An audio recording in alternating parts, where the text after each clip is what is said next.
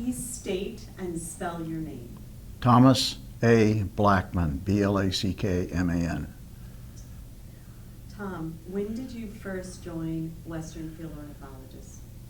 I first became involved about 2011. And then 2012, I went to, or 2011, I believe I went to the Petaluma meeting. In 2012, went to the Olympic meeting, Olympia, Washington. So that's when I first became involved. And what inspired you to become involved? Well, I've got a degree in zoology, and I've always looked at birds since a kid, running around the canyons in Point Loma and Ocean Beach, and went to college at San Diego State University and got a degree in zoology and specialized in ornithology. So that's when I first ran around looking at birds with the pros, if you will, and met Guy McCaskey then and a few other great birders in San Diego. But then I was involved in baseball for a number of years and then had to make a living, and I got in the business world. But I always kept the birding in my back pocket. I think it's like golf. You learn to play golf and you can just play it throughout your career, whatever your career is. And so I was always looking at birds, not very seriously, until I got close to retirement. And I retired in 1991 and then decided to give back to the birding community. So I was more involved with San Diego field ornithologists, working my way up through the chairs there, became president, and then got involved with WFO, heard about it, and through McCaskey and others, and Ginger Johnson, and started to look at working with that organization, this organization. Yeah. And then you became president, right, in 2016, is that correct? Or? Yeah, 2016-17. Okay. And I was Dave Quady's vice president. I was only on the board for a year, then I became vice president, and that was for 2 years, and I became president. And at that time, I was organizing the conference, and so I organized the conference with the help of Ed Pandolfino in San Diego in 2014, and then 2015 we went to, and I gotta look at my notes here, we went to, Billings. I didn't have much involvement with Billings, and then we went to Fortuna in Northern California, and I organized that. And then I organized the meeting in Ventura, which was interesting because about 2.5 months before the event, I got a call from the hotel which told me that they'd canceled our event because they're going to remodel the hotel.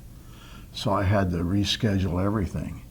Luckily, the owner of the facility, which I think was a Marriott, owned a Sheraton down the road, so they took us down to the Sheraton.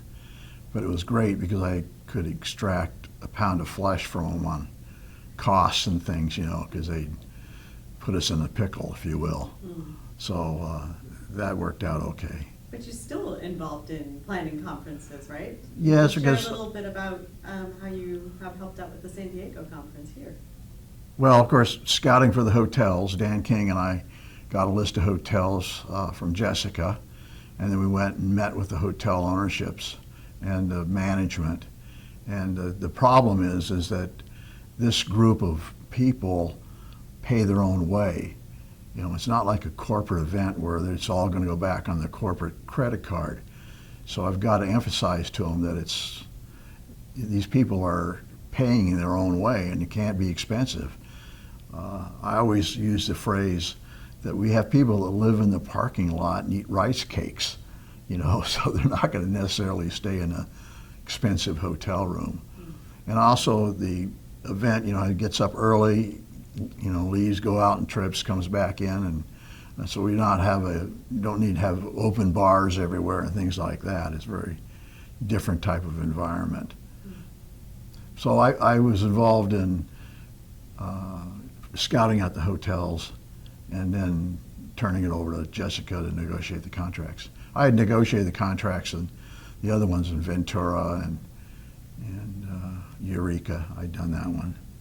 What other projects, aside from the conferences, when you were on the board, were you particularly excited about or that you helped support?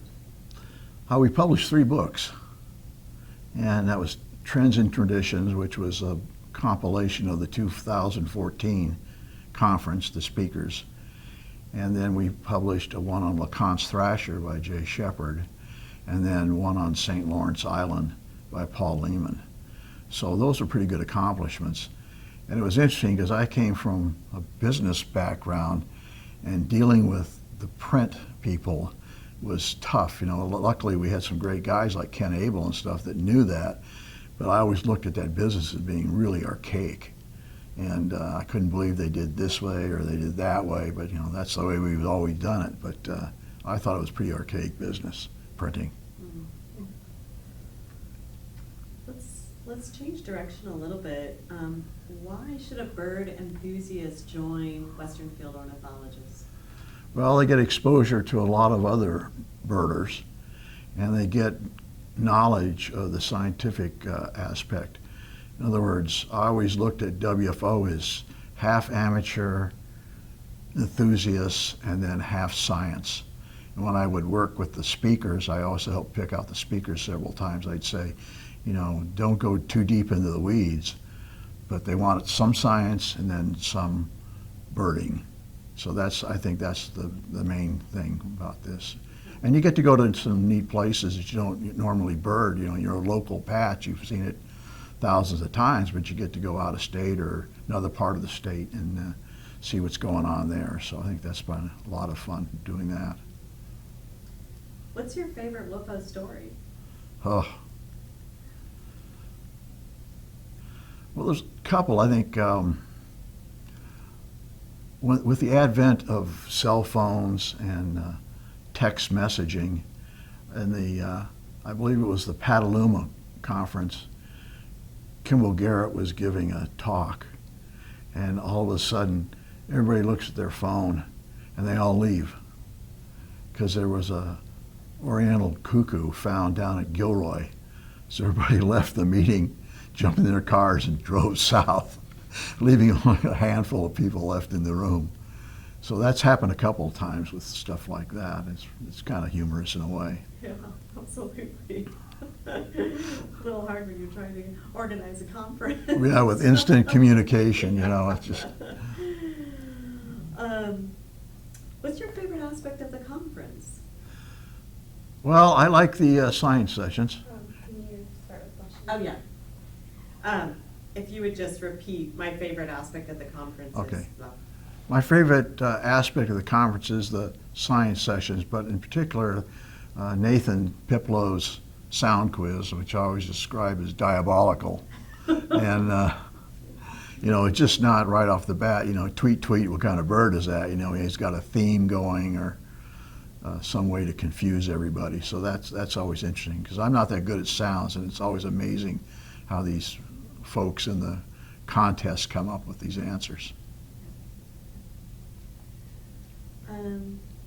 Is there kind of one piece of advice or that you'd like to share with others about WFO? Piece of advice for WFO members. I think just have a good time and listen to what people are saying and ask questions. You have a chance to ask these guys the questions, these men and women that are experts in certain aspects of ornithology, and ask them questions. I think that's a neat aspect of the whole thing. And what about young birders? Young birders are really key. Young birders are the backbone of the organization. Not only they're a great fundraiser, in the aspect I've had members come up to me and give me checks because of the young birders running around. You know, your daughters were young birders, and we see them running around with their hats on, their ponytails, their cameras, and their binoculars, and anxious to show everybody what they saw in today's bird. And they're meeting up with friends that have the same desires and aspirations, which I think is really key. And they get together and talk with each other. I think one of the neat things is when you look at the banquet, they seat them all together, you know, and they keep the parents away from them. And I think that's a key thing too. So I really enjoy watching the young birders react. And I took a picture of John Dunn. a number of years ago when he came out with one of his latest National Geo guides, and I was looking over his shoulder standing on a chair, and all the young birders were looking at the brand new National Geo guide. And you have to remember, they have that thing memorized. You know, if you say barn owl, they say page 314. And so John's looking at the book, pointing out, and they're looking at the book, and I captioned the photograph, "Young birders pointing out numerous errors in John Dunn's book." Oh, okay. I think- Tongue in cheek. Yeah, I'm good. Yeah, I'm good. Yeah, good. Excellent. Oh, now I have to tell you a story. So last night, when I saw John Dunn, he said, "Sean, in your slides that you created, I saw that you misspelled Columbia." And I said, "Oh, how did I spell it?" And he told me, he goes, "You put a U instead of an O." And I said, "Oh my God, okay." But, you know, he's right on things.